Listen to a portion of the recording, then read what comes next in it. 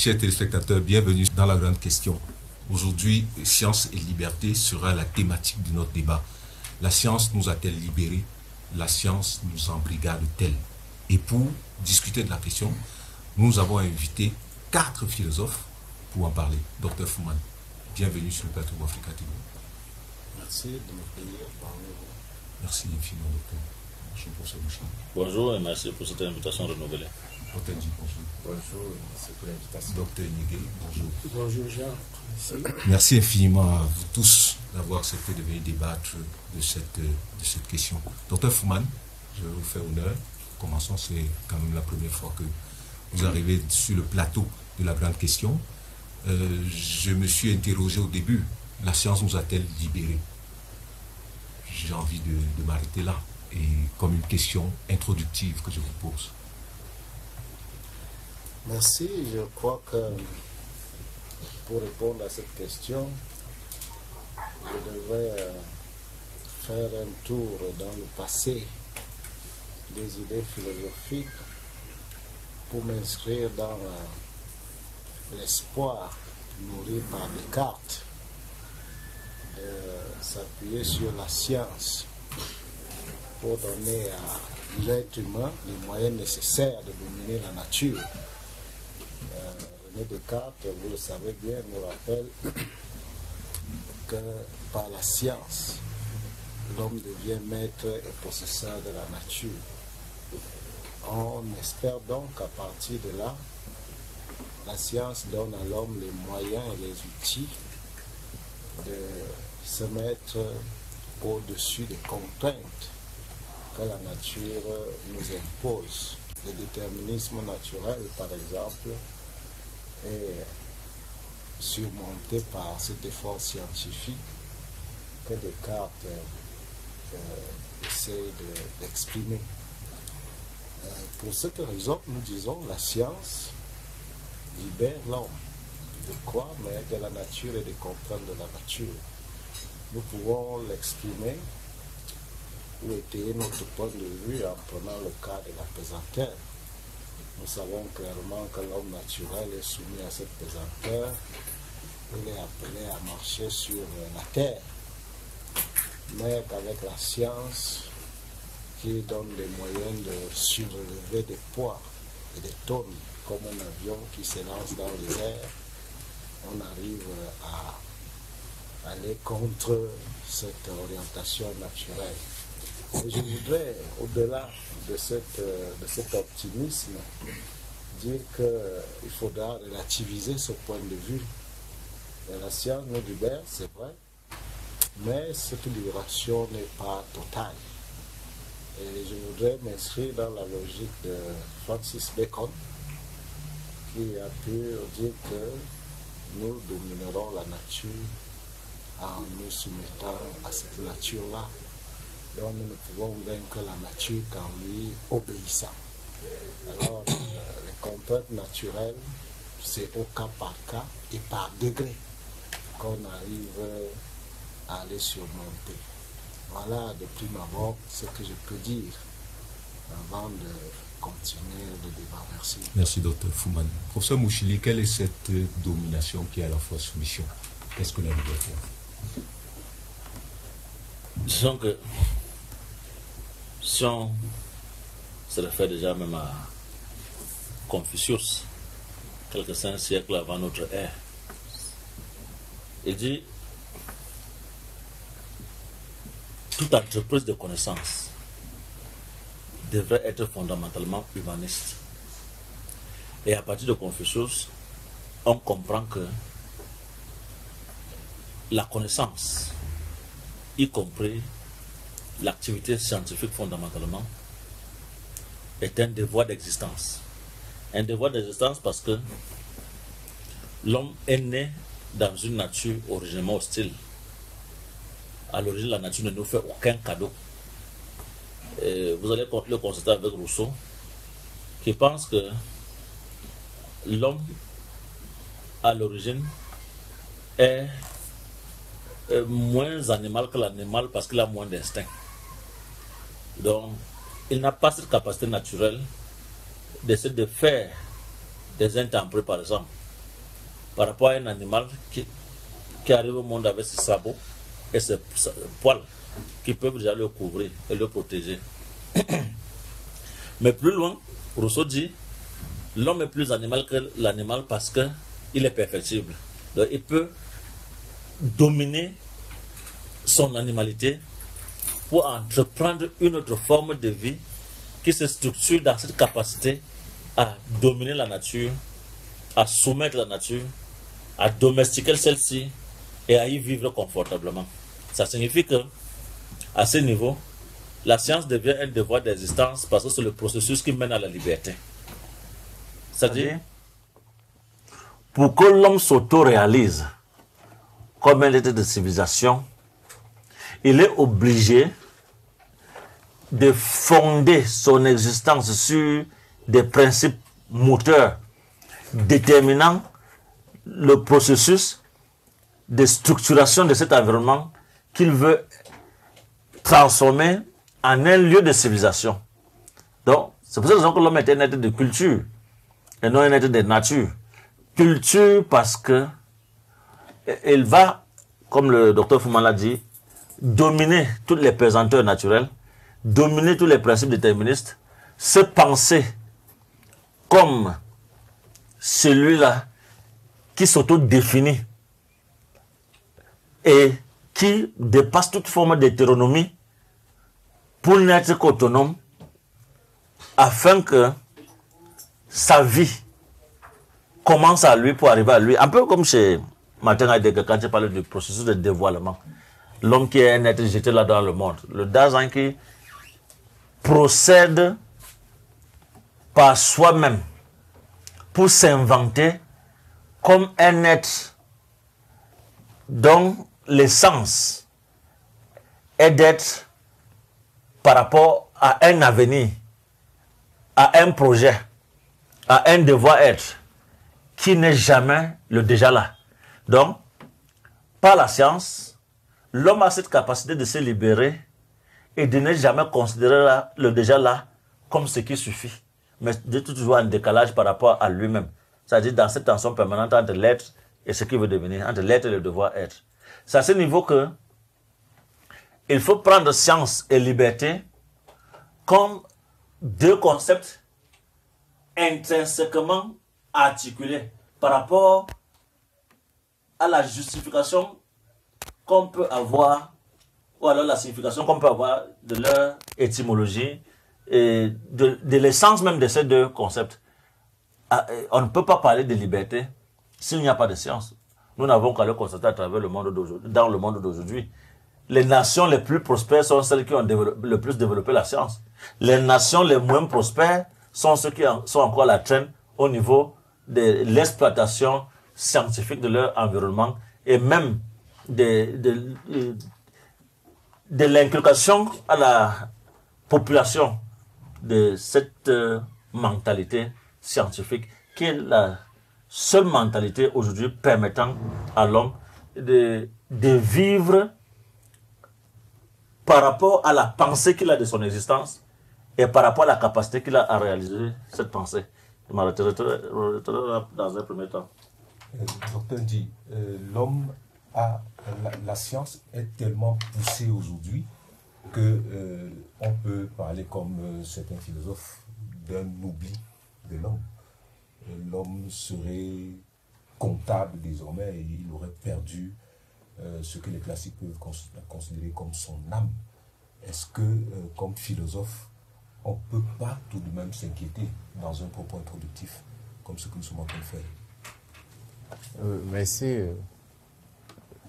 de me passer la parole. Je dirais que il faut percevoir l'homme comme un être qui se constitue dans le temps. Et à partir de là, on ne peut pas prétendre que dans son évolution, les outils qu'il utilise pour se perfectionner l'ont plutôt éliminé. Il faut voir en l'homme plutôt le désir d'être permanent.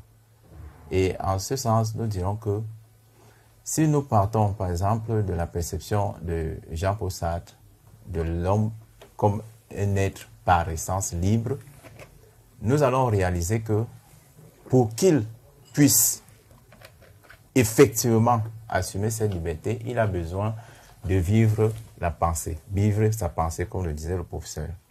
Mais en même temps, il est la pensée, si nous pouvons partir de Descartes. Il est la pensée, et c'est à partir de cette pensée qu'il ne peut pas être similaire à la nature et il ne peut pas se soumettre au hasard. Parce que s'il est la pensée, il doit penser son existence et pouvoir vivre cette existence en fonction de sa pensée.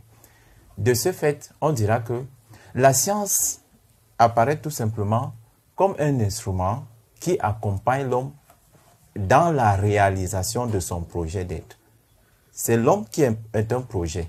Et dans ce projet, il a besoin de supports essentiels pour que ce projet puisse être, en fait, son projet puisse se réaliser. Il a donc des outils qui sont à la fois intellectuels et matériels, la science et la technique, qui lui permettent de faire la promotion de ce qu'il souhaite de son existence. Alors, dans cette évolution historique, il a droit aux erreurs, parce qu'il pense, mais il n'a pas une pensée absolue et juste définitivement. Ce qui fait que l'erreur devient, en ce moment-là, une autre dimension ou bien une direction efficiente même de son mode de connaissance. Et dans ce cas, je vais donc dire que l'erreur que nous pouvons percevoir à partir de l'évolution de la science devient intrinsèque à l'existence même de l'homme. L'homme est un être des erreurs en même temps. Parce que si on pense que l'homme est un être fini ou un être complet, dont la nature est déjà absolue, il n'a plus droit aux erreurs. Mais si nous pensons que c'est un être en constitution, le professeur Plus va dire souvent que une existence en émergence. S'il est donc cet être en émergence de façon permanente, il n'a jamais atteint son objectif. Et il peut de temps en temps se tromper et recadrer toujours par la même rationalité la direction qui lui semble la meilleure ou la plus adaptée à son projet. Et là, nous allons voir que si nous disons par exemple Gilbert Autois dit que la science est justement ce moyen indispensable qui permet à l'homme de s'inscrire dans le monde et surtout de définir à la fois la société, la politique, le droit et tout le reste des instruments qui lui permettent d'exister en société. C'est avec la science qu'il gouverne, c'est avec la science qu'il encadre la société, même avec la science qu'il définit sa morale. Parce que c'est la raison que définit l'ordre moral ou bien l'ordre éthique d'une société. De ce fait, nous dirons que on ne peut pas prétendre que ce qui est un instrument essentiel de la constitution de l'homme est l'instrument en même temps de sa destruction. C'est contradictoire, logiquement contradictoire. Mais on dira plutôt que dans son processus de réalisation de son projet, il peut de temps en temps se tromper. Il peut commettre des erreurs. Dans ce sens-là, on comprend que les erreurs de la science, si on peut les appeler comme ça, sont essentielles pour que l'homme puisse se recadrer et trouver sa direction dans son projet d'être. Merci, Dr. Ndi. Dr. Nyege, Oui. est-ce que la science ne vient pas, si on peut considérer que l'homme c'est un être fini, est-ce que la science ne vient pas changer la nature même de l'homme? Surtout en ce sens que la science souhaite inscrire l'homme dans l'éternité. Est-ce qu'à partir de ce moment, la science ne change pas la nature de l'homme comme un être qui est fini, qui doit disparaître à un moment donné pour que d'autres choses existent? Évidemment, la science vient modifier la nature humaine à plusieurs titres. À plusieurs titres. Déjà, si nous pouvons remonter à Prométhée, le mythe de Prométhée. Prométhée, c'est un dieu qui, pour rendre justice aux hommes, a volé le feu de Dieu et qu'il a transmis aux hommes en les mettant en garde contre ces mauvais usages du feu. le feu que Prométhée a transmis aux hommes, ce n'est autre que le feu de la science, le feu de l'intelligence, des arts et des techniques. À partir de là, on peut voir que la science qui peut le meilleur peut aussi le pire.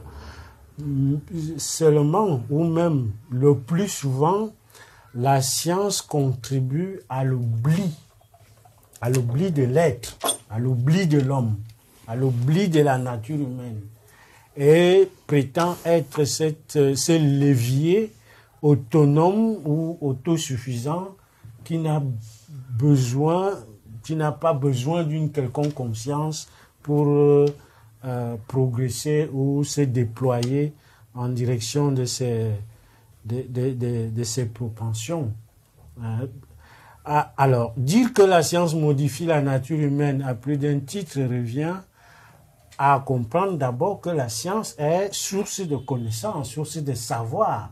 La science nous permet de sortir de notre petit monde, de notre petit monde animal, pour nous projeter, pour ainsi dire, dans un monde beaucoup plus vaste, beaucoup plus humain, beaucoup plus ouvert, avec ses possibilités. À un autre niveau, la science nous permet également, comme le disait Dr Fuman tout à l'heure, de surmonter la pesanteur, modifie notre nature, parce que la science et la technique, la technoscience, est un levier qui nous permet de tendre à notre plus-être, à notre bonheur, pas en allégeant les conditions de notre existence, en facilitant nos manières de faire et d'être même. Donc la science rend l'homme, on va dire, en quelque sorte, pas maître et possesseur de la nature. La science modifie l'homme dans le sens de l'aisance, de la faiblesse. La science affaiblit l'homme. La science affaiblit l'homme. Parce qu'elle lui permet de faire le moins d'efforts possible dans l'effort d'allègement des conditions de son existence. S'il s'agit du moins d'efforts dans le travail manuel, on devrait louer. Oui, du moindre effort, mais donc la science est source de fragilisation même de la nature humaine, dans la mesure où elle permet plus à l'homme de faire des efforts, de faire du sport naturel qui lui permet d'être un corps sain dans un esprit sain. Vous voyez, on recommande les gens dans les sociétés industrialisées de faire des activités physiques parce qu'ils baignent dans une atmosphère de technologie, de technosciences qui les a affaiblis et qui, par ailleurs, est aussi source de toutes sortes de maladies qu'on ne connaissait pas avant. Donc, finalement, la science modifie la nature humaine. Modifie la nature humaine dans un sens encore plus profond, qui est tout ce qu'on peut faire pour essayer de développer la puissance de l'homme. L'homme devient, par la science, l'homme devient aussi surhomme. L'homme tend à être un dieu parmi les dieux. Par la science, l'homme étend son pouvoir sur la nature et sur les éléments. Ça veut dire que la science modifie la nature humaine non seulement en facilitant sa vie, mais en tendant même à modifier la nature humaine avec la bioéthique. On a l'évolution de biotechnologie, on a des choses comme l'insémination artificielle, les choses comme le greffe, les choses comme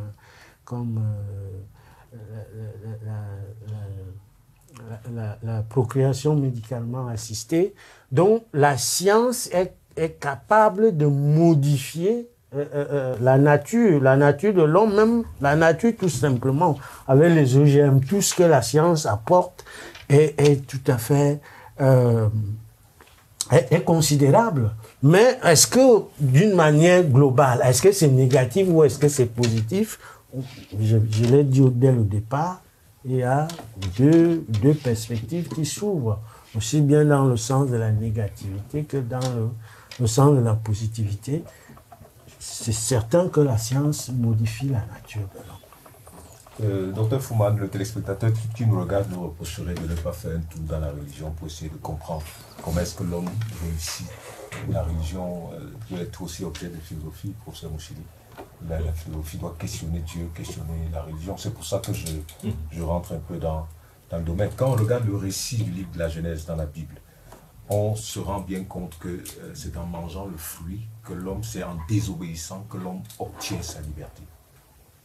Est-ce que le processus d'humanisation ne peut être lié qu'à un arrachement de soi, qu'à la désobéissance en fait? Je crois que vous comprenez le sens de ma question. Et du coup, il y aurait peut-être un ordre naturel, mais la liberté de l'homme n'aurait de sens que s'il décidait de briser cet ordre naturel-là. Bien, merci pour cette question qui nous replace au cœur de l'existentialisme sartrien qui nous enseigne que l'homme n'est rien d'autre que ce qu'il se fait et il doit se donner les moyens d'échapper au déterminisme ou d'être maître de son destin. Alors, cette thématique s'enracine profondément dans l'histoire de la Bible. Elle s'enracine dans la décision que Prométhée prend de voler le feu dans la forge d'Héphaïstos et de le donner aux hommes qui en avaient le plus grand besoin. L'évolution qui mène vers la liberté se fait par des ruptures radicales. Et cette thématique, je l'aperçois déjà chez Marcien Toa dans Essai sur la problématique philosophique dans l'Afrique actuelle, qui se plaint que l'Afrique ait été défaite à cause de cette absence de la science. Et autant il nous manque la science, autant nous sommes asservis par les puissances qui disposent d'une puissance scientifique. Auquel cas, Marcien Toa nous invite à nous emparer du secret de la victoire des autres, c'est-à-dire à maîtriser la philosophie et la technoscience.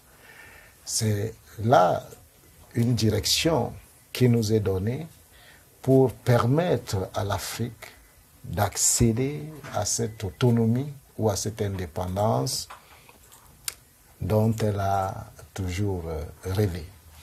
Donc, je ne voudrais pas seulement voir la chose dans la perspective biblique, mais je montre que c'est une thématique plus vaste qui touche aussi aux questions de la Bible, pour montrer qu'en réalité, l'évolution qui nous mène vers la science et la liberté est entachée, pas entachée, mais va ensemble avec l'esprit révolutionnaire, iconoclaste, dont parle Marcien Toa. Cela signifie qu'en réalité, la science est considérée dans le monde aujourd'hui et même par le passé comme l'espoir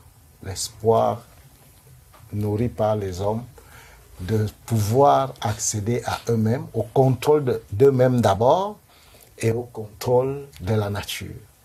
Voilà, c'est cet espoir-là qui est exprimé. Même si, à côté de cela, il y a des discours dissonants qui se plaignent d'une trop forte insistance de l'homme à la libération de lui-même.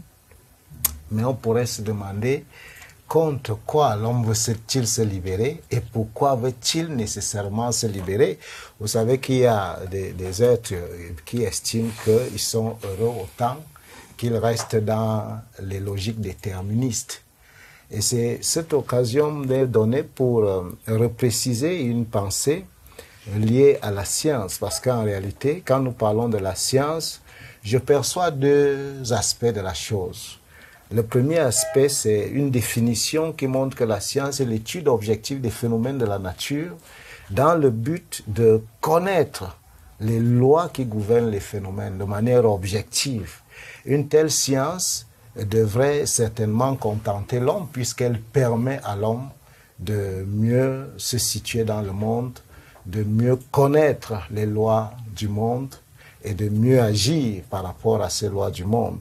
Mais si on dévie un peu cette définition et qu'on va tenir compte des aspects externes qui influencent la science, on pourrait dire que la science est une connaissance que l'homme acquiert, non pas dans le but de connaître objectivement le monde, mais dans le but de dominer et le monde et autrui. À ce niveau, la science a ses implications idéologiques qui pourraient gêner et qui pourraient donner l'impression qu'elle est plutôt mise au service de l'asservissement et non plus au service de la libération de l'homme. Je le dis parce que vous alliez chez Herbert Marcuse, qui dit déjà que la science n'est jamais socialement neutre, qu'on aille chez Pierre Tullier, qui a parlé des savoirs ventriloques, montrant que le politique embrigade la science pour des intentions très souvent inavouées, mais toujours avec l'ambition d'avoir à tenir les autres peuples sous le joug. On voit clairement là une certaine déviation de la science pour des intérêts qui pourraient être extérieurs à la science. Au point où on se demande si le savant est là pour chercher la vérité ou s'il est là simplement pour occuper une place dans le monde. Docteur Fouman, je reprécise ma question. Vous l'avez abordé sur le plan géopolitique ou géostratégique. Je sors de cette dimension-là. Je prends l'être humain dans la relation avec le monde, avec la nature. L'homme seul dans la responsabilité qu'il a dans une nature donnée. Ma question, est-ce que ce n'est pas en questionnant, pas tout simplement, parce que si la science, si c'est connaître tout simplement, si c'est pas questionner, peut-être même aussi pour dominer, pour réinventer un nouvel ordre, est-ce que dans la substance même de l'homme, j'ai voulu dire nature, mais on ne sait pas ce que ça veut dire, est-ce que dans la substance même de l'homme, il n'y a pas ce désir, cette vocation-là à ordonner le monde tel qu'il entend culturellement? Bon, c'est l'ambition légitime de l'homme. Vous savez, l'homme est considéré comme un sujet. Et le sujet doit se positionner face à l'objet. Le monde sera nécessairement considéré comme un objet, c'est-à-dire ce sur quoi l'homme aura une mainmise. Dans le cas contraire, l'homme sera soumis et déterminé et il risquera de subir le monde et la nature. Alors, il faut avoir ce pari-là, d'être le maître et de pouvoir donner un sens au monde. En réalité, on s'enracine dans des philosophies idéalistes qui débouchent plus loin sur la phénoménologie, ainsi de suite. Mais si on prend l'idéalisme allemand, vous voyez clairement que l'homme est considéré en face du monde comme celui qui donne sens aux choses. Les choses n'ont pas en elles-mêmes un sens, mais c'est l'homme qui donne un sens aux choses et les choses sont appelées à répondre favorablement aux idées et aux pensées de l'homme. Tel est le kantisme et toutes les autres philosophies idéalistes que nous pouvons convoquer. Si on prend Kant, nous voyons sur le schéma de sa connaissance, les concepts sont élaborés par l'entendement, à la seule différence que les intuitions sensibles viennent valider ce que l'entendement a élaboré a priori. À ce niveau, en réalité, il ne pleut pas parce que la pluie échappe au contrôle de mon entendement, mais je savais qu'il pleuvrait et c'est pour ça qu'il pleut. Quelque chose comme une invitation faite à l'homme à déterminer la nature. Et je sais que l'eau que je mets au feu va bouillir, c'est pour ça que je mets cette eau au feu. Parce que si le feu me donne autre chose que ce que j'ai prévu, la glace par exemple, c'est contre toute attente, ce phénomène ne peut pas se réaliser parce que je sais qu'il ne se réalisera pas. À ce niveau, l'homme est déterminé à être vraiment le contrôleur du monde et des phénomènes qui lui donnent un sens. C'est pour ça qu'il ne pouvait pas admettre une existence au-dessus de lui, une existence divine qui contrôlerait ses actions, auquel cas tout lui échapperait. Il faut plutôt qu'il prenne la place de Dieu. Finalement, en fait, l'homme devient Dieu. Il devient Dieu parce que c'est lui qui organise le monde, c'est lui qui donne sens aux choses, c'est lui qui va même jusqu'à inventer les choses. Il se pourrait même que ce que la nature a prévu, que l'homme puisse dire, mais je te donne la copie de ce que tu as produit. Aujourd'hui, avec les théories du transhumanisme, on voit l'ambition de l'homme. L'homme a pour ambition d'augmenter l'homme, l'augmentation de l'homme ou de réparer l'homme. Ces verbes-là, augmenter et réparer, montrent clairement que l'homme se situe dans une ambition de corriger la nature. La nature a certainement des défaillances que lui va corriger pour rendre les cellules et les organes plus performants que ce que la nature nous a proposé. Alors on se situe dans une logique où on se demande où est-ce que se situe l'original, dans ce que la nature a proposé ou dans ce que l'homme va nous mettre à notre disposition finalement. Mais je dis, bon, on peut, le docteur Nyegabanda a dit tout à l'heure que ça, il y a des aléas, mais on situe l'homme dans cette trajectoire-là. Il n'a certainement pas atteint l'idéal. Je crois qu'il est en chemin. Tout reste à se dire qu'il faudrait qu'il réussisse cette mission. Qu'il réussisse cette mission, voilà l'espoir que nous nourrissons. Mais il est situé dans sa logique d'être le maître. Professeur Mouchili, y a-t-il une nécessité de préserver l'original de l'homme? La vie humaine est essentiellement compétitive parce que les relations humaines sont de deux ordres. Elles sont soit conflictuelles, soit concurrentielles. Donc il n'y a pas de vie où les relations sont fondamentalement d'égal à égal. C'est difficile, voire impossible. Mais ce que je voudrais dire de ce qu'on entend ici par nature humaine, en dehors des potentialités biologiques, qu'est-ce que l'homme a à l'origine? Moi, je pense que la science, dans ses manifestations, est l'expression de la nature humaine parce que l'ensemble des potentialités biologiques s'est enfin réalisé. Et quand nous pensons l'homme, il faudrait déjà savoir que celui-ci, dans une démarche existentialiste, historiciste, est le seul seigneur de la création. L'homme, c'est le seul seigneur de la création. Et j'aime bien cette formule de Francis Bacon. Toutes les périodes de l'histoire dominées par la religiosité ont été des périodes pendant lesquelles la raison a été le plus mise en berne. Voyez-vous, ça c'est Bacon. Mais chaque fois que l'athéisme a dominé le monde, on a été dans des logiques de nation qui prospèrent le plus rapidement possible. Ça veut dire que la religion à ce niveau devient une des formes de pesanteur par rapport à l'ambition humaine de se développer. Ce qu'on doit savoir, c'est que la nature humaine est dans la révélation culturelle de celui-ci. C'est-à-dire, l'homme est un être de civilisation parce que de par sa nature, il s'exprime comme tel. Il invente des artifices qui vont désormais l'environner. Parce que, qu'est-ce que vivre pour l'homme? Vivre pour l'homme, c'est exister de manière à ce que chaque jour dans l'histoire, on s'éloigne de tout déterminisme, de tout phénomène qui relève du hasard, de tout enfermement dans une possible nature qui serait l'objet à défier, c'est-à-dire qui se pose à nous comme un défi. On ne peut pas dire que nous sommes des hommes et nous soumettre encore à d'autres aléas qui refuse de reconnaître l'homme comme tel. L'homme comme tel, c'est l'homme nietzschéen.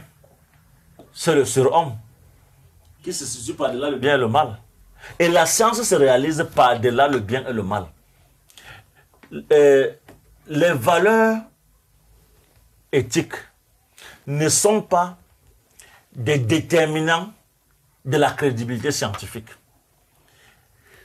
La science est peut-être ambivalente, nécessairement même ambivalente, parce que lorsque on parle d'une formule pour réaliser une chose, on doit savoir que de la matière première à l'obtention de ce qu'on veut, il y a que on va avoir à gérer les déchets, on va avoir à gérer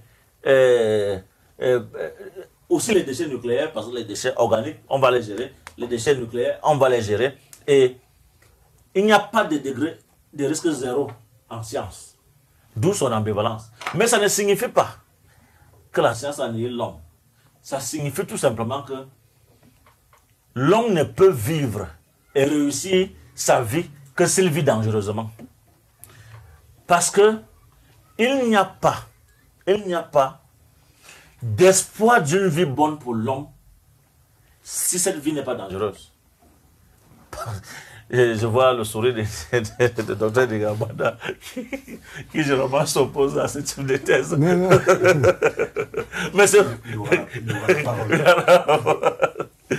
Mais la vérité, c'est que la science, dans sa méthode de réalisation, traque le réel. La science ne caresse pas le réel dans le sens du poil. Parce qu'il appartient à la science de construire le réel. C'est pour ça qu'on a eu un passage de la science classique à la science moderne. Dans la science classique, il y a l'objet qui existe indépendamment du sujet, et le sujet doit regarder l'objet comme un espion qui regarde sans être vu. Mais au début du XXe siècle, avec l'avènement des sciences modernes, parce que ce qu'on doit savoir, c'est que la science, dans son histoire, a deux périodes. La période classique, qui va de l'Antiquité jusqu'au début, jusqu'à la fin du XIXe siècle, et la période moderne qui commence au XXe siècle avec la découverte des phénomènes quantiques. Dans la science moderne, l'homme fait corps avec l'objet. Et la décision d'objectivité devient un premier défi qu'il faut réaliser par rapport à ce qu'on veut connaître. Parce que vous savez que vous êtes une structure atomique. Donc, une structure constituée d'un ensemble d'atomes. L'objet vers lequel vous allez et qui doit être reconstruit par vous fait corps avec vous parce qu'il est constitué des mêmes éléments que vous.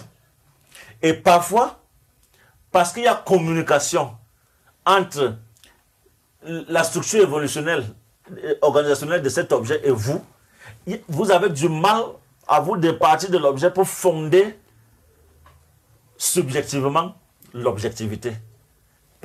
L'homme est un être excellent parce que, déterminé naturellement par la subjectivité, il réussit à partir de cette subjectivité d'inventer l'objectivité.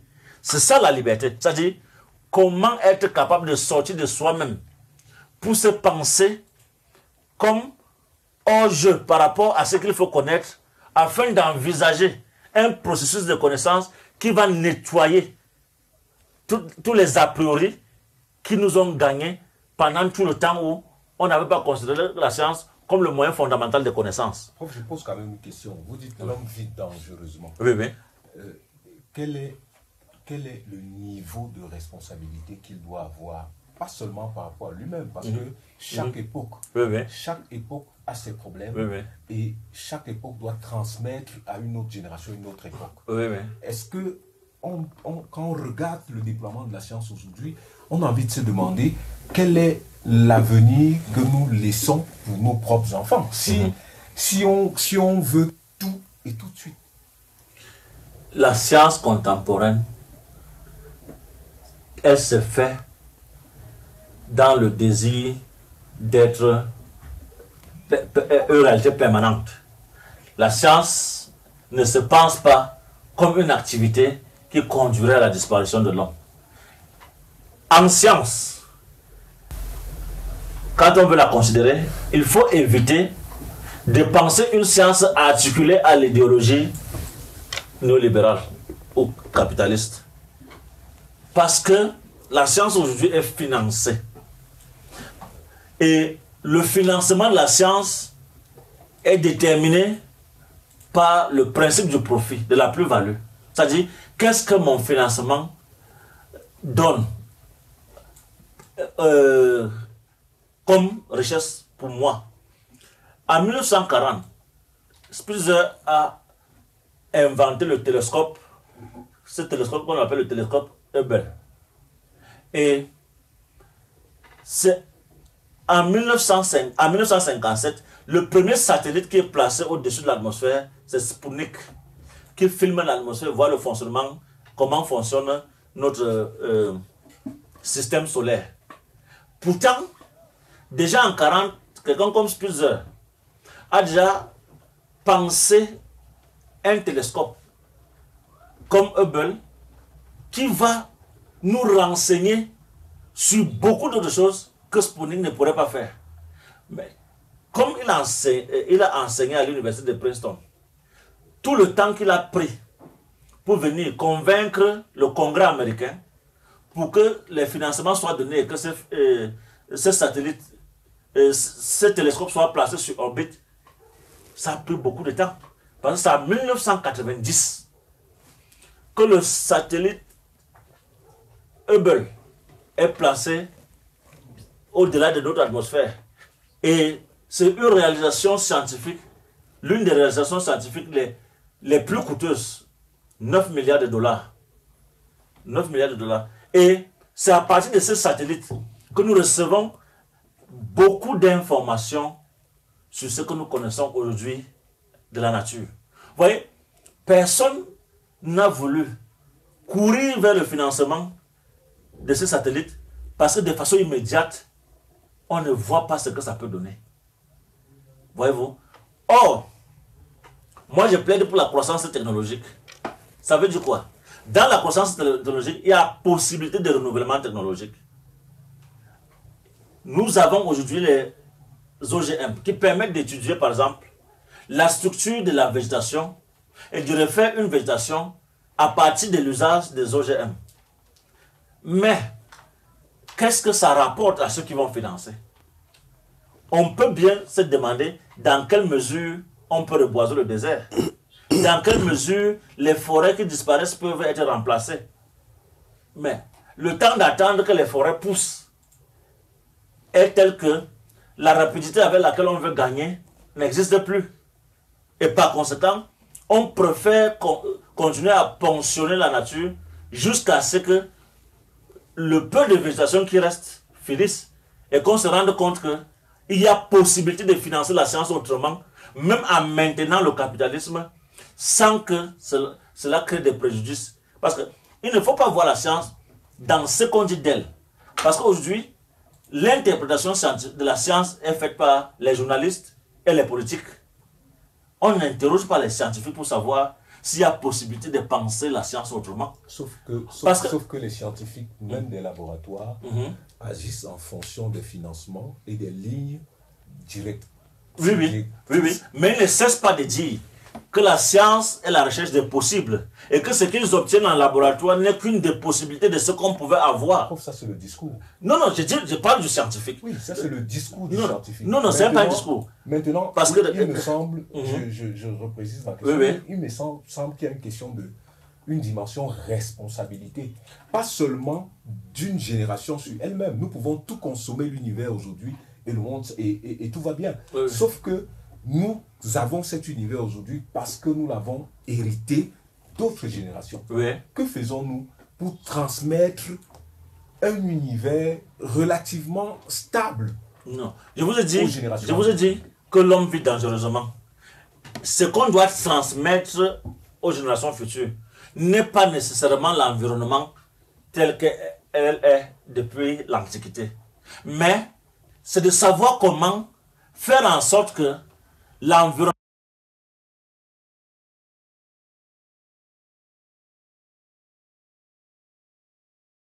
disparaît nécessairement. Non, parce que je vous ai dit aussi dans une autre émission comme celle-ci que la terre s'autodégradait, quand même l'industrialisation ne produirait pas un réchauffement climatique qui amènerait l'environnement à peut-être connaître une disparition, comme ça est en train d'aller là, on dit en 2050 on aura 2 degrés en plus par rapport à l'ambiance de température que nous vivons aujourd'hui. Mais la terre, puisque par elle-même est un être vivant et devrait mourir, mérite que nous organisions notre pensée de façon à ce que, comme dans le transhumanisme, on peut augmenter et améliorer l'homme, il y a aussi une possibilité d'entrer dans le trans-terre ou le trans-sol, de façon à limiter le processus de dégradation de la nature. Et ça veut dire quoi? Comment créer une végétation à partir des OGM qui retarderait le plus possible le processus d'autodégradation de la terre. Voilà un principe qui peut hanter notre pensée et créer la nécessité d'un renouvellement technologique. Voyez-vous? Donc c'est possible. Sauf que l'orientation actuelle, qui est la seule existante et la seule interprétée, fait qu'on croit que c'est la seule possibilité de la science. Non, ce n'est pas la seule possibilité de la science. Donc on dit, la science résout des besoins, mais la science crée des besoins. Et quand nous regardons la vitesse de consommation des êtres humains aujourd'hui, on a envie de se poser. Vous avez des spécialistes qui vous disent que le pétrole pour le Qatar, c'est encore pour 30 ans. Le pétrole en Arabie Saoudite, c'est encore pour tel nombre d'années. Vous voyez, on limite déjà nos potentialités de consommation des animaux. On revoit, c'est tant mieux, la sortie du professeur Mouchili quand il demande avec les OM de réparer la nature. Peut-être cette fois-là, on ne serait pas en train de réparer l'homme, on serait certainement en train de réparer la nature. Est-ce qu'on n'a pas envie à un moment donné, parce que ce qu'il faut dire aussi, c'est que les initiatives scientifiques se prennent par quelques-uns aussi, et que le moyen pour délibérer sur un choix à faire n'est pas toujours un moyen démocratique, non pour dire que, pas prendre la démocratie au sens vulgaire du terme, c'est-à-dire qu'il y a une responsabilité qui est assumée par quelques-uns seulement.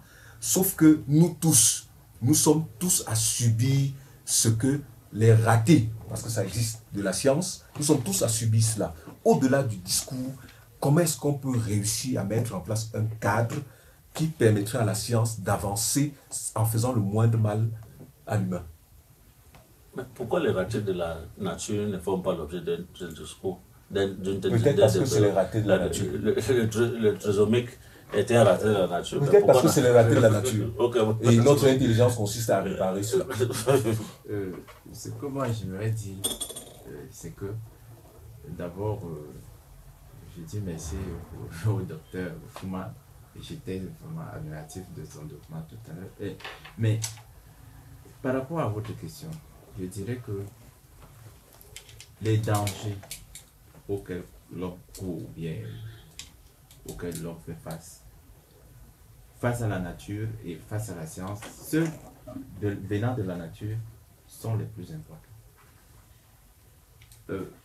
Voyez-vous, quand vous regardez les 2 bombes nucléaires, parce que c'est ce qui a créé cette forêt, les 2 bombes nucléaires au Japon, quand vous évaluez le nombre de morts et que vous allez dans le même Japon, vous voyez le nombre de morts des tsunamis, le nombre de morts des séismes, c'est largement au-dessus des morts. C'est pas que je suis en train de faire l'apologie de la mort. Oui, bien, je méprise les morts des bombes atomiques. Je veux dire qu'on a créé une sorte de fixation sur la science, mais à dessein. Très souvent, ceux qui critiquent sagement la science aujourd'hui, la présentant comme une menace, la rapproche au système ultra-libéral et au capitalisme. Mais j'aimerais dire ceci. En réalité, et le professeur l'a déjà souligné, mais je veux rendre les choses claires vraiment. En réalité, c'est le système capitaliste et libéral qui est un obstacle au développement de la science. Parce que le professeur l'a dit, peut-être il est passé rapidement dessus, quand le professeur dit qu'il est pour le renouvellement technologique, c'est ce qu'il veut dire. Aujourd'hui, ce sont des capitalistes, c'est l'ultralibéralisme qui bloque l'avancée de la science pour résoudre des problèmes auxquels l'humanité fait face. Quels sont ces problèmes? Ce sont des problèmes écologiques. Les solutions scientifiques sont là. Savez-vous qu'une étude a été menée sur les neurosciences végétales qui montrait que on peut, en fait, la nature, c'est-à-dire la végétation universelle est en communication. Toute la végétation universelle est en communication. Donc la flore universelle est en communication.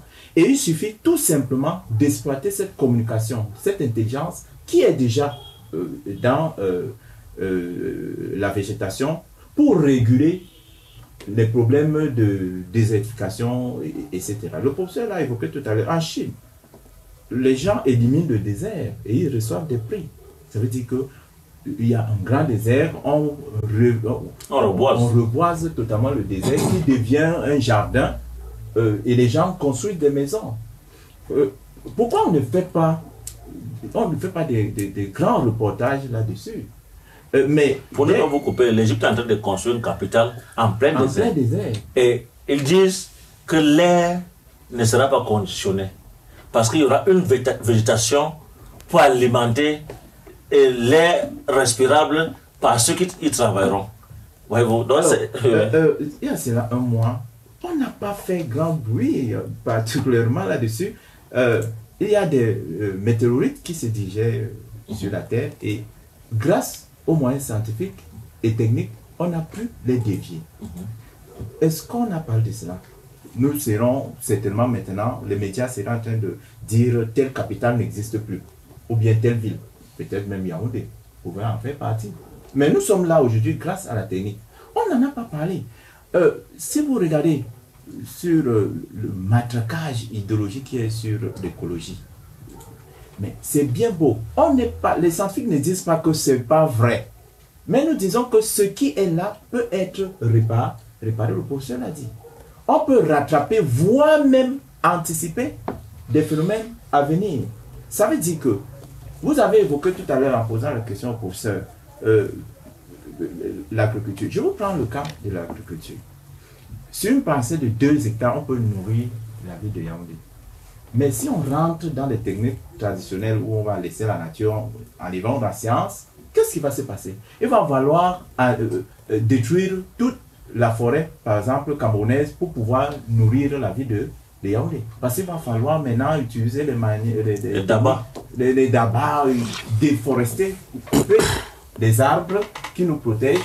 Alors que dans une parcelle relativement petite, on peut travailler le sol et les plantes de sorte que la production soit multipliée par 10. Mais on va vous dire que non, c'est dangereux. C'est ceci ou c'est cela. Si même dans la production, on estime que peut-être il y a une infiltration des molécules qui pourraient être peut-être dangereuses pour la santé, mais c'est encore à la science de réguler cela et de rendre nos aliments sains. Mais pourquoi on a si peur de ce qui est en réalité qui sauve? Tout à l'heure, j'ai noté, rarement je note comme ça, mais il fallait que je le dise. La science, pour moi, est un humanisme. Je ne sais pas comment on fait pour dissocier de l'humanisme la science et parler d'un humanisme métaphysique qui exclurait la science.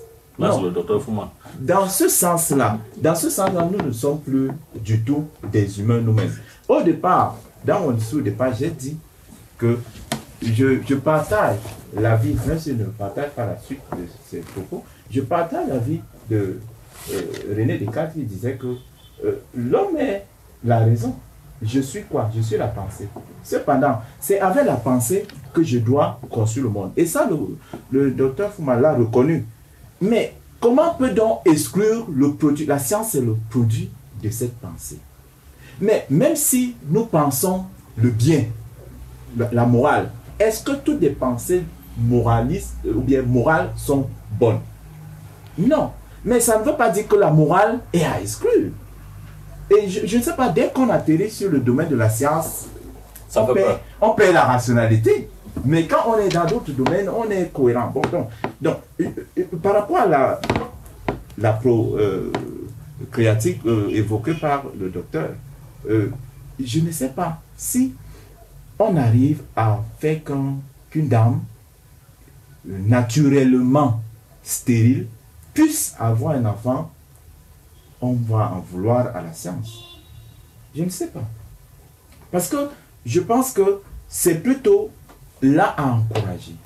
C'est plutôt un humanisme qui permet à l'homme désormais de ne plus s'affliger parce que la nature ne lui a pas donné certaines libertés. La nature n'a pas fait que je puisse procréer, mais la science peut rattraper cela et me permettre d'avoir des enfants. N'est-ce pas là une dignité? Bon, aux autres d'en juger.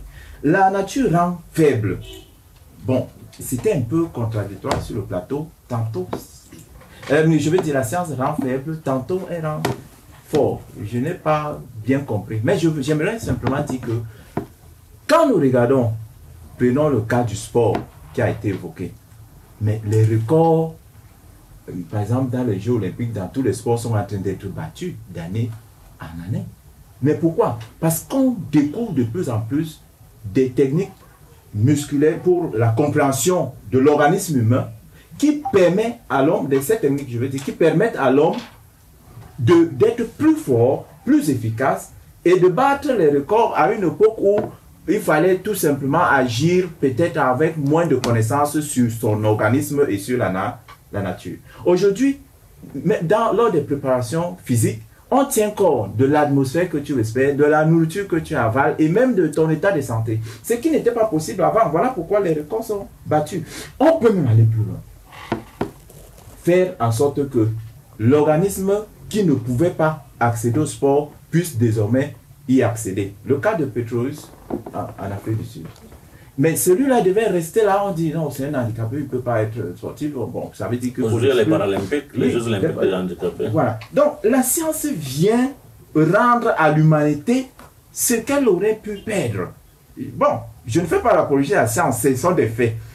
La nature humaine, figée, dynamique, je dirais, je vais un peu partir de l'identité et transcendance de Martien Toit. Martien Toit parle justement d'une nature générique qui nous proviendrait de la nature et qu'on pourrait s'y accorder, on laisse la nature nous commander, ou alors une nature générique, je vais dire dynamique, celle-là qui est pensée par l'homme, qui crée sa propre culture.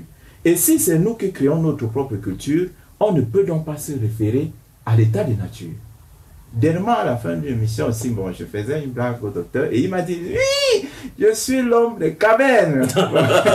Bon, je savais que c'était une blague, on faisait une blague, mais en fait, jusqu'à un niveau, quand on défend des points de vue, on est obligé d'être domeux et faire une telle déclaration parce que, et si on est l'homme de caverne, c'est dangereux. Non, mais il faut aussi préciser qu'il n'y a rien de nouveau sur le soleil. C'est ça. C'était pour... Docteur dit, est-ce que ce ne peut pas être un choix d'une catégorie de personnes? C'est-à-dire que choisir, tout à l'heure quand le docteur Foum en parlait, il y a ce qu'on appelle les naturistes. Il y a des gens qui choisissent librement de vivre en communion avec la nature. De certaine manière, qu'est-ce qu'on fait de leur liberté?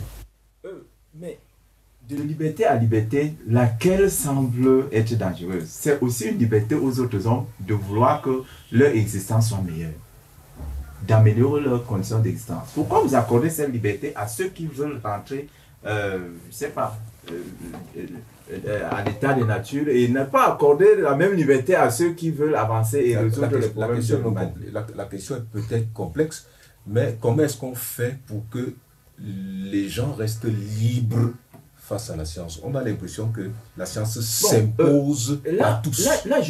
Je vous arrête tout de suite. Vous présentez la science de façon idéologique. La science idéologisée est une science politique, qui est une science que les nations ou bien les États s'approprient pour leurs enjeux politiques stratégiques. Là, c'est autre chose. Mais la science, en tant que production de l'esprit humain, qui veut conquérir ou bien réduire la force de la nature ou bien la pression de la nature sur l'humain, il en est autre chose. Donc, moi, je parle ici de la science. L'appropriation que l'on peut en faire, c'est autre chose. Nous, ici, nous utilisons la science pour produire cette émission. Mais quelqu'un d'autre peut utiliser cette science dans le sous-quartier là pour empoisonner son voisin. Mais on ne va pas dire que ça veut dire qu'il faudrait qu'on élimine la science. Parce que éliminer la science et la technique voudrait dire que nous n'allons même pas produire cette émission que nous sommes en train de faire actuellement. Mais qu'est-ce qu'on doit faire? L'organisation politique est chargée certainement de mettre à l'état de nuire ceux qui peuvent être une menace pour les concitoyens. Là, c'est un problème politique, c'est un problème de droit.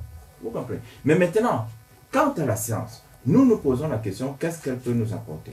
Par rapport à notre nature, c'est la seule solution face aux vicissitudes du réel, face à la pression de notre existence. Parce que si on enlève, disons par exemple maintenant que l'homme ne sache plus rien face à la nature, c'est même là qu'il serait le plus en danger. Comment va-t-il faire pour s'en sortir? Le docteur a évoqué tout à l'heure en revenant sur Prométhée. Mais je pense que si on rentre sur cette mythologie-là, Prométhée donne le feu à l'homme parce qu'il savait que si l'homme allait dans la nature sans ce feu, sans cet instrument, il ne pourrait pas survivre. Donc la science est effectivement cet instrument de survie. Docteur Nyege, est-ce que la science fait peur? Évidemment que la science fait peur. S'il y a des bombes atomiques, s'il y a tout ça, la science fait peur. Simplement, enfin, pour donner mon point de vue par rapport à tout ce qui vient d'être dit, je veux me poser la question, qu'est-ce que la science? Qu'est-ce que j'entends quand on parle de science? Est-ce qu'il y a une science ou plutôt des sciences? Qu'est-ce qui diffère les unes des autres? Là, on revient très rapidement à une certaine représentation dans l'épistémologie, dans le classificationnisme, qui consiste donc à classer les sciences pour voir clair là-dessus. On voit une première rubrique qui peut déterminer les sciences formelles, l'informatique formelle, l'informatique théorique, la logique formelle et les mathématiques. Ça, c'est des sciences formelles. Maintenant, à côté d'elles, il y a des sciences empiriques. Il y a la physique, il y a la chimie, il y a la biologie et toutes les autres sciences qui entrent dans ce domaine-là. À côté des sciences empiriques, on a des sciences sociales, le droit, l'économie et la sociologie. À côté de ça, on a des sciences qui sont des sciences humaines et sociales comme la géographie, comme l'histoire, etc., etc. Mais il y a aussi des sciences purement humaines, la linguistique et la psychologie. De quelles sciences parlons-nous? Nous sommes là plongés dans un univers purement intellectuel, théorique. Nous sommes là placés dans la philosophie de Simone Veil au deuxième ordre des valeurs de l'humanité, qui sont des valeurs intellectuelles. L'univers des valeurs intellectuelles est-elle purement scientifique au sens de la physique ou au sens des mathématiques, ou est scientifique tout ce qui est technique? Je refuse cette approche de la science qui consiste à penser que la science serait un domaine décalé de l'ensemble des autres disciplines. La science fait partie, ou plutôt la science est intégrée à toutes ces disciplines-là. Si on veut détacher la science de l'empire disciplinaire, on se projette à une certaine forme d'idéologie qu'on appelle le scientisme. C'est ce qu'on voit chez Pierre Duhem ou chez Henri Poincaré, où la science devient un absolu en soi. Qu'advienne la science au monde utile périr. Ça, c'est une idéologie. C'est une idéologie. Il faut qu'on en prenne conscience. La science procure du prestige à cause de ses applications techniques.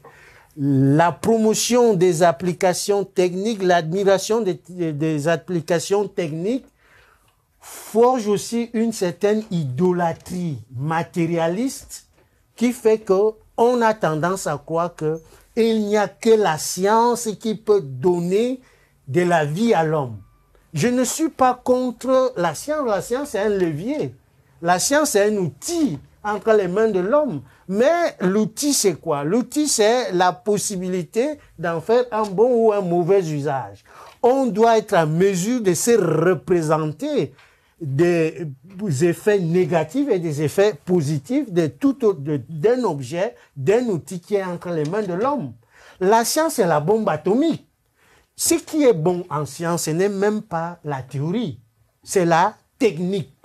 La technique est universelle, pas la science. La science est purement occidentale. Je parie là-dessus.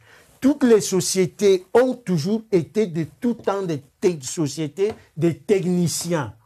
Qui, nous, Africains, qui nous dit qu'on ne peut pas, à partir de nos techniques ancestrales, parvenir à une industrialisation qui peut faire en sorte que les techniques africaines deviennent aussi performantes que la science occidentale. Je pose quand même la question, Olivier. Est-ce que la technique n'est pas qu'une étape? La technique, on va le dire, la technique est une étape. Elle est perfectible. Ce n'est qu'une étape, elle est provisoire. Mais fonder, disons, le salut de l'humanité sur la seule technique est aussi faux que d'exclure la technique du jeu de la poursuite du bonheur de l'homme.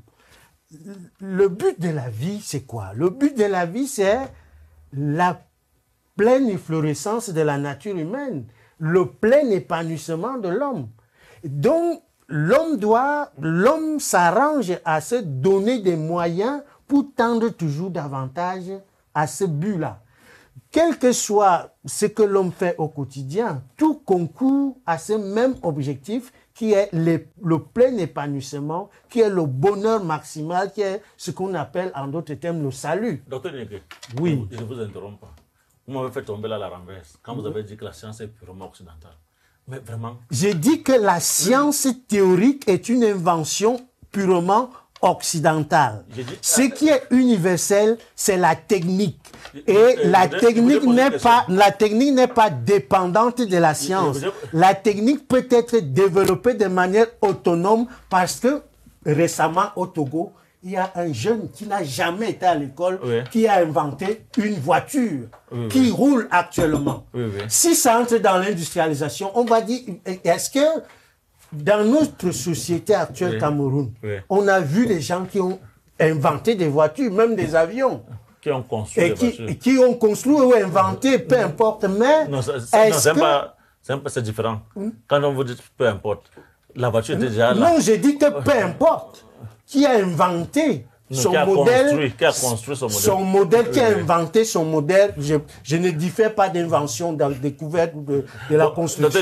J'ai posé une question. Oui. Vous avez dit la science est purement occidentale. La science, je le répète, la science est purement occidentale. Et le symbole scientifique par excellence, c'est la bombe atomique. Oui, je vous dis donc. Ça, c'est le symbole scientifique par excellence. Je comprends. Pas la technique. La technique est capable d'applications multiples et elle doit être poursuivie en tant que telle. Non, docteur Neke, la mathématique utilise les chiffres arabes qui ne sont pas occidentaux, qui ne sont pas les chiffres occidentaux. Mais attendez, je vous en prie, pardon.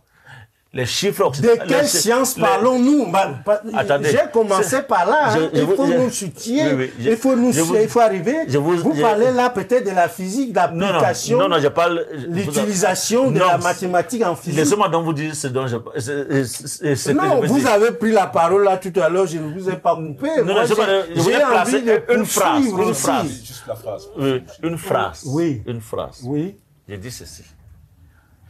Il est impossible de penser que la science est purement occidentale, alors même que l'algèbre a été enseignée aux Occidentaux par les Orientaux.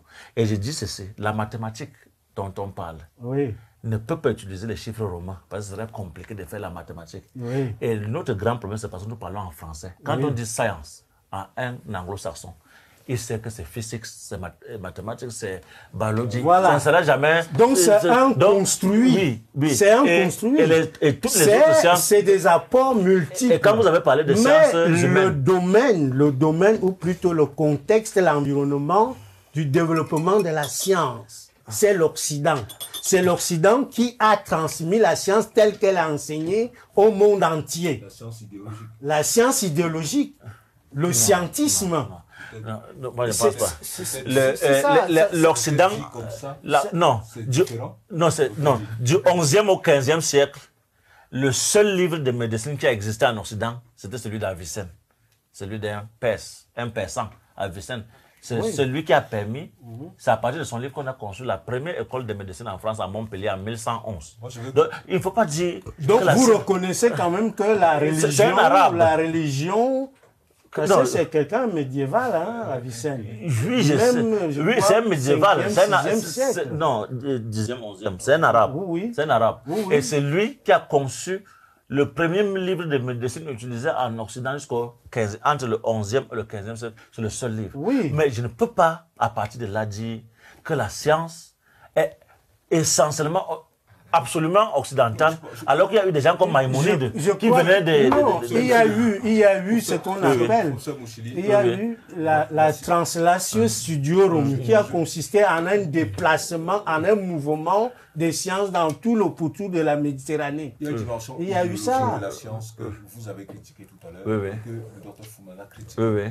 Je pense que c'est de cette science-là que parle le docteur Yigui. Oui, c'est de cette science-là. La science qui donne l'impression qu'il n'y a de vie, de liberté que par l'idéologie et l'idolâtrie. Je voudrais... c'est juste une contribution. Le point de vue de Nyogabanda, ce n'est pas la première fois qu'il est émis. Je crois qu'il sait très bien, il se situe dans une tradition occidentale. Souvenez-vous, Martin Heidegger a Cérisy en 1955 a réuni les étudiants pour leur dire clairement que la philosophie est occidentale et que c'est parce que la science qui culmine avec la bombe atomique est une chose occidentale que l'Afrique et les autres peuples en sont exclus. Ça a été dit, mais je confirme que c'est dans une démarche idéologique de domination systématique des autres peuples. C'est cet ajout-là que je voulais faire. Je voudrais bien je voudrais me poser une question et vous, tous les panélistes devraient réagir là-dessus. Faut-il éduquer à la science? Parce que vous voyez bien que la différence des avis, c'est toujours savoir est-ce qu'on est africain, comment est-ce qu'on regarde la science, quelle est la perception que nous avons de la science. Est-ce qu'il ne faut pas éduquer à la science? Regardez, prenons le cas de la science aujourd'hui sur le plan de ses productions. Vous voyez, on est tellement... La science est séduction. Cette science productive-là, j'ai bien souligné la classification du docteur Yigui tout à l'heure, cette science qui produit les objets nous meut tellement que finalement, il nous reste, chacun de nous, nous savons bien qu'il nous reste du temps pour vivre, du temps pour se faire plaisir, comme dirait le professeur Maradina. C'est-à-dire qu'il nous reste un temps personnel, le temps de la méditation. Est-ce qu'il ne faut pas éduquer à la science, docteur Fumana? Le rapport que l'homme devrait résolument entretenir avec la science, c'est celui-là. Il n'est plus question de prétendre qu'on pourrait rejeter la science dans le monde aujourd'hui. Ce serait revenir au calendrier grec. On convient qu'il faut accepter la science. On l'accepte d'abord. Mais en l'acceptant, le professeur Mouchili a dit tout à l'heure qu'on apprend à vivre dangereusement. En acceptant la science, c'est un apprentissage. On vit dangereusement. On ne vit que dangereusement, y compris le docteur Nyogabanda. Ce qui revient à dire une chose, c'est que les problèmes que génère la science, parce que la science génère des problèmes, sont de plusieurs ordres. Il y a le revers de la médaille d'abord. C'est-à-dire qu'une invention scientifique faite avec une bonne intention peut s'accompagner de quelques revers que le scientifique doit contrôler. Voilà, il y a ce premier volet. Il y a aussi des problèmes intentionnels, ne le nions pas. Des problèmes intentionnels parce qu'il y a des découvertes scientifiques qui sont aux ordres. Aux ordres, parce que les États ont décidé qu'on devrait aller dans cette logique. Le scientifique est sponsorisé à coups de milliards pour aller effectivement dans ce sens et permettre à l'homme politique de faire usage de cette invention. Je pense que ce qu'il y a à craindre, ce n'est pas la science en tant que telle, mais ce sont les usages que nous faisons de la science dans la société. Parce que la science en elle-même devrait rassurer. Elle est faite, elle est d'essence humaniste, comme il a pu le dire, Ledoux. Elle est d'essence humaniste, ça veut dire qu'elle est là pour rassurer le monde, pour apporter des solutions aux problèmes des hommes, pour améliorer ce qu'il y a lieu d'être.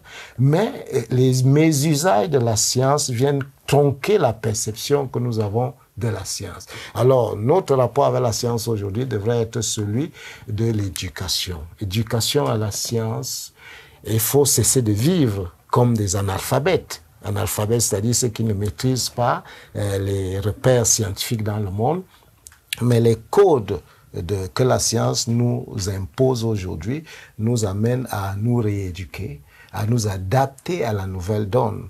Vous voyez, par exemple, nous sommes dans un monde où le téléphone est devenu quelque chose d'indispensable. Moi, quand j'étais à l'université dans les années 98, 99, c'est vrai que le téléphone portable arrivait nouvellement au Cameroun, mais rares étaient ceux qui en disposaient, très rares.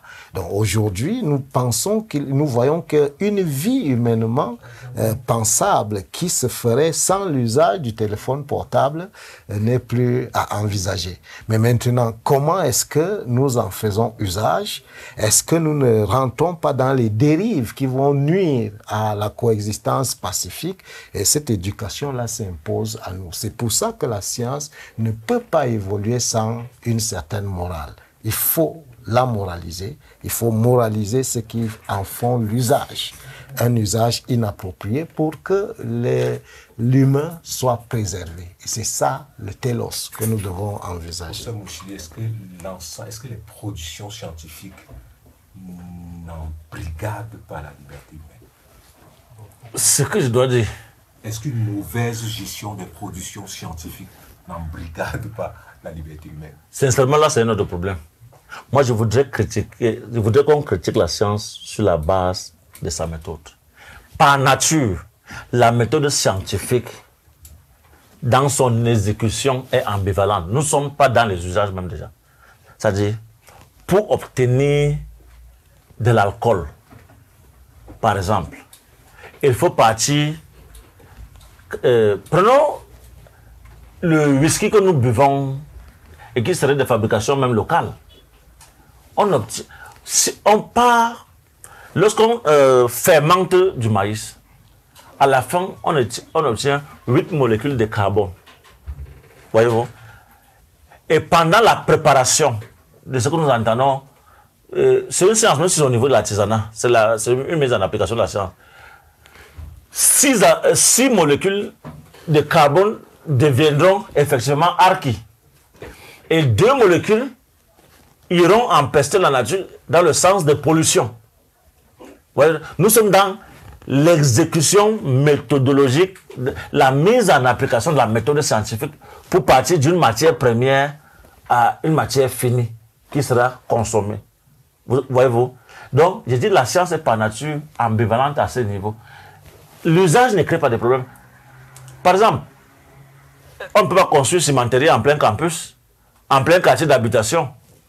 L'intention est bonne. Mais dans les tuyaux d'échappement qu'on est...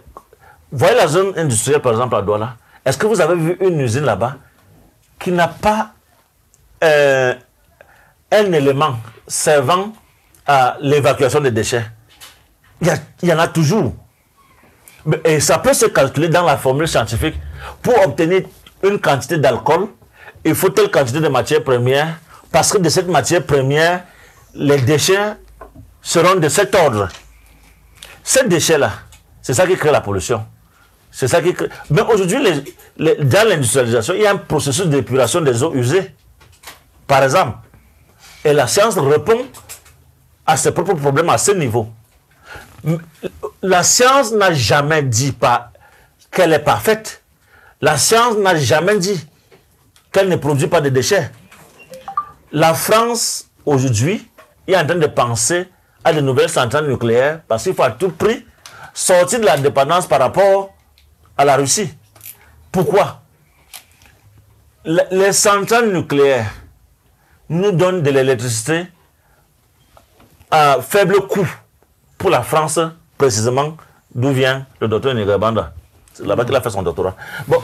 Je ne suis pas français. Le déchet nucléaire est radioactif. Fukushima en 2011, il y a une catastrophe parce qu'il y a eu un tremblement de terre à Fukushima au Japon. Qu'est-ce que les radios ont dit? On avait peur de la centrale nucléaire de Fukushima. Le tremblement de terre en lui-même a donné 30 000 morts. Et la centrale nucléaire, 3 000 morts. Mais on a plus parlé de la catastrophe qu'engendrait la centrale nucléaire de Fukushima que du nombre de morts produits par le tremblement de terre. Parce qu'on pouvait dire contre le tremblement. Oui. Et bon, on a supposé que c'était plus dangereux. Le nucléaire était plus dangereux que ce tremblement de terre. Or, ceux qui sont morts même de rayonnement radioactif, c'est des travailleurs de l'intérieur de la centrale et ceux qui sont venus protéger la centrale pour qu'il n'y ait pas incendie et pour que parce qu'il y a une surchauffe d'eau. Quand, vous savez, dans les centrales nucléaires, il y a toujours des grandes eaux, des grandes turbines d'eau qui alimentent pour équilibrer entre le taux de chaleur et le processus de refroidissement pour qu'il n'y ait pas de rupture. Voilà. Ce sont ceux-là qui sont vraiment décédés des déchets nucléaires produits par la centrale nucléaire de Fukushima. C'est pour dire quoi? C'est pour dire que on produit l'électricité à partir de l'énergie nucléaire, mais cette centrale produit des déchets qui sont radioactifs, mais il faut de l'électricité. Il faut savoir vivre avec la radioactivité. Et pour cela, notre médecine est sortie de la simple médecine curative à la médecine améliorative parce que on veut déjà même penser la possibilité d'une médecine prédictive qui disposera l'enfant qui va naître dans sa structure biologique, dans sa structure génétique, à être résistant par rapport au rayonnement radioactif. Voyez-vous? Donc, ça signifie quoi? Quand en 1986, par exemple, ça c'est un dernier exemple, il y a rupture de la centrale nucléaire de Tchernobyl. Il y a des hommes à qui on a dit, vous ne pouvez plus vivre au-delà de 5 ans. Mais quand on fêtait pour la 30e année, quand on commémorait la rupture de la centrale nucléaire de Tchernobyl, celui qui en parlait disait, quand il y a eu une rupture de la centrale nucléaire, les médecins ont dit qu'ils ne pouvaient plus vivre au-delà de 5 ans. Mais la médecine a essayé de comprendre quel est le type de dégradation que produit la radioactivité dans l'organisme. Et on a essayé de disposer le corps de celui-là tel qu'il ne subisse pas cette dégradation. Et il a vécu au-delà de 30 ans. Et je ne sais même pas s'il est décédé parce que ça faisait 30 ans et c'est lui qui en parlait. Bon, ça veut dire que les déchets ou alors le caractère ambivalent de la science ne met pas la possibilité de mal et la possibilité de bien à la même échelle. C'est qu'on sait. Il y a une question que les scientifiques eux-mêmes se posent. Comment vivre avec la science? Et c'est pour ça que les gens disent que l'homme vit dangereusement. Il y a des déchets. Et même la morale dont vous parlez consiste à faire quoi? À être capable d'esquiver les dangers. S'il n'y a pas de danger, la morale ne vaut pas la peine. C'est même parce qu'il y a danger, il y a mal fait, il y a malfaisance dans tout. La bioéthique n'a pas de sens si l'intelligence ne se produit pas convenablement pour qu'on ait des raisons de penser une bioéthique parce qu'on veut à tout prix protéger l'homme. Il faut bien qu'il y ait cette catastrophe pour qu'on apprenne à les escrire. D'où la nécessité de notre question de sortie. Docteur dit, comment vivre avec la science? Il faut éduquer, comment éduquer des gens pour qu'ils reçoivent de manière positive la science? La première des choses à faire aujourd'hui, c'est d'abord de dissiper les craintes qui ont été idéologiquement installées dans la pensée, la conception de la science aujourd'hui. La conception de la science dans les pays pauvres. Il faut préciser ça. Voilà. Même ailleurs, les gens s'en inquiètent. Oui, quand Oui, mais il y a des hommes de caverne dans... cette précision vaut la peine. Dans un article, le professeur Aïssi, dans son blog, où il parle de l'Afrique et la technoscience, justement, il évoque cela, cette perception négativiste ou bien tragique, catastrophique de la science qu'on a diffusée et qui semble, on donne l'impression que c'est ça la science. Alors qu'à côté, il y a, comme le disait le docteur Enyege, ailleurs, des sociétés se sont appropriées de la science. Ça ne veut pas dire que c'est leur science, mais ont su s'approprier de la science et cette science a fait leur puissance, comme le dit Massenton. Cette science a fait leur puissance. Ça ne veut pas dire que c'est leur science. Ce n'est pas leur science. Mais ces sociétés ont seulement su intégrer la science dans leur émulation, dans leur développement. Et cette science accompagne donc leur idéologie. Quand on parle de la démocratie, de l'économie et tout cela, la science devient donc cet instrument qui va accompagner la réussite, donc les ambitions de réussite d'un peuple. Et c'est ce qui a fait que l'Occident devient... Ça n'accompagne, ça crée les conditions de réussite. Voilà. Donc, en réalité, ce n'est pas leur science. Et il revient aujourd'hui, puisque nous sommes en Afrique, aux Africains de cesser de parler ainsi. Parce que là, nous allons, il y a un débat qui a cours aujourd'hui. Nous courons le risque. Il n'y a pas que nous qui parlons. Permettez un peu. Nous courons le risque de faire l'apologie de ce qu'on a écouté récemment ici, où les gens vont nous dire que l'Africain, lui, il a sa bombe atomique cachée dans la dimension anthropologique d'une bête qui pourrait faire que la guerre cesse en Ukraine. Là, c'est un problème. Et il faudrait donc j'aimerais dire que la technique telle qu'elle est présentée par certains sur ce plateau, telle qu'elle est présentée par Dr. Enyege. Oui. Pas le seul. En fait, je pense qu'il s'agit beaucoup plus de l'artisanat. Voilà. La technique dont vous avez parlé, il s'agissait de l'artisanat. J'ai juste oublié. Il s'agit de l'artisanat. On est pratiquement à la fin, on a débordé le temps de l'émission. Du coup, pour aller vite, je dirais simplement pour conclure que l'éducation, comme l'a dit le docteur, est indispensable, mais ce n'est pas une éducation à la moralisation de la science, mais une éducation pour mieux vivre avec la science. Docteur Enyege, vous connaissez le discours. Les valeurs citées par le docteur dit tout à l'heure, la démocratie, les droits de l'homme, l'état de droit sont présentés. C'est pas caché comme les valeurs occidentales. C'est-à-dire que quand on voit les peuples musulmans se battre, on dit qu'ils combattent nos valeurs. C'est comme ça que les Occidentaux en parlent. Donc, en prenant le discours dans ce sens-là, quel message vous dites aux jeunes qui nous regardent et qui devraient, comme a dit le professeur Mouchili et chacun sur ce plateau, qui devraient s'approprier la science comme un outil de projection de soi? Simplement dire que la science est une construction de l'esprit humain. C'est une construction de l'esprit humain. Et non de l'esprit occidental, non? Nul n'a le monopole. Même si elle est d'origine occidentale. Non. Simplement pour conclure, je voudrais faire référence à trois petits textes que j'aime bien, à savoir le discours sur les arts et les sciences de Jean-Jacques Rousseau, le concours de l'Académie de Dijon, je ne sais plus en quelle année.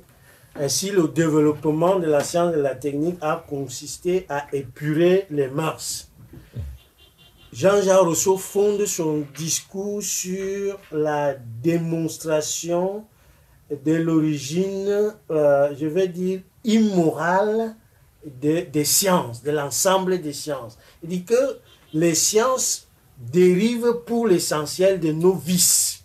Même la morale, c'est une forme de déploiement de l'orgueil humain à un certain niveau. Donc, pour Jean-Jean, la géométrie, par exemple, est née en Égypte de l'avarice, de la justice distributive. Hein. Lors de la décrue des eaux du Nil, il fallait redistribuer les terres et c'est comme ça qu'on a inventé la géométrie. En gros, Rousseau tient un discours très critique vis-à-vis des considérations autour de la valeur de la science en Occident au XVIIIe siècle. À côté de Jean-Jacques Rousseau, il y a un autre petit opuscule que j'aime aussi, c'est la dissertation de Kant, de 1884, sur qu'est-ce que les Lumières. 1700. Qu'est-ce que les Lumières 1784. 84.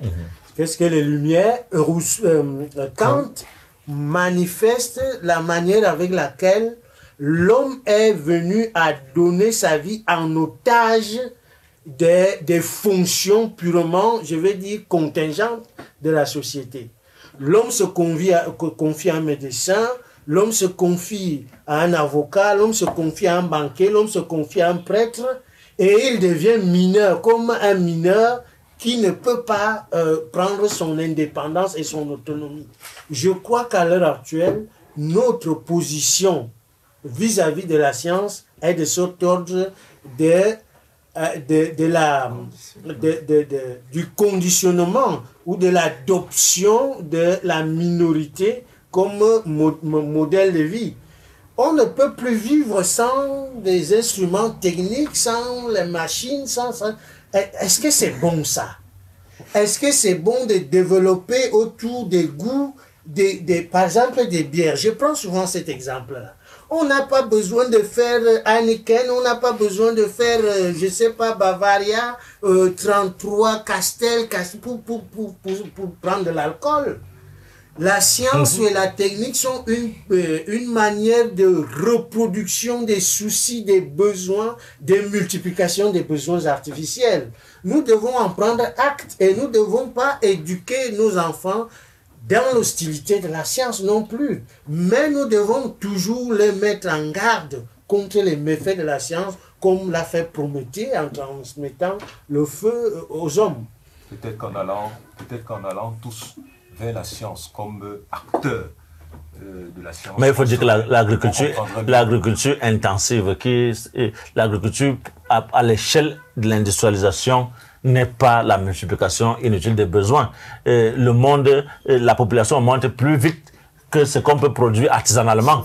Et pour cela, il faut les gens ont bien davantage faim pour se coucher. Oui, non, j'ai dit déjà. L'inégale occupation des terres. Les terres ne sont pas occupées de façon à ce que chacun ait une portion de terre pour cultiver son jardin. Non, il faut mériter même d'avoir une terre. Si on compare la surface habitée, c'est-à-dire occupée par les hommes, et la surface non occupée par les hommes, on va voir que la surface non occupée est immense par rapport à ce qui est occupé. Chers téléspectateurs, Oui. chers téléspectateurs, peut-être que si nous tous nous étions engagés dans la voie de la science, on aurait mieux compris et chacun se serait positionné. Nous vous remercions infiniment d'avoir regardé cette émission de bout en bout. Nous remercions les panélistes. Merci. Merci pour l'invitation. Merci. Merci d'avoir regardé. Disons-nous à très bientôt sur Africa TV.